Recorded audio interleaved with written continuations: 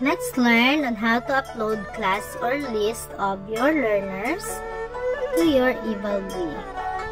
Open Evalvi and now click that one, classes. And that icon, then import. So this time, need talaga mag-download ng template para easy lang. Tapos share ko sa aking Facebook para mas madaling ma-transfer sa laptop. Then, next is sa laptop na i-open, i-edit na natin yung form.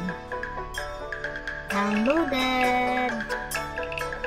So, for easier, meron ng nakahandang list ng mga learners para copy-paste na lang tayo.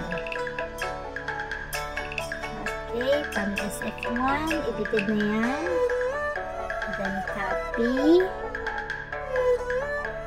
And then paste sa provided downloaded form. Then just write down the name of the class or the section. So yung email at phone number, okay lang yan na walang entry.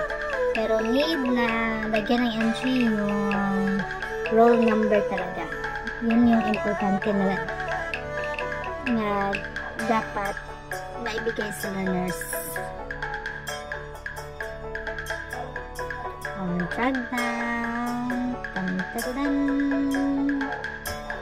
then save, then send it back again to your phone to make it easier. So I sent it to my phone to Bluetooth kasi mas easy siya pag-upload. Kasi sa Messenger pag try ko, kuan siya difficult. Dugay. So, mauna siya. Sending to my phone. Then, after that one, after na-send sa phone, i-download mo naman sa, send naman pala yan. So, dito na dahil balik sa Evalvi. Then, i-click, na-share, na-receive na. Then, click again that icon. Then, import. Then, upload ang katong form. So, nara.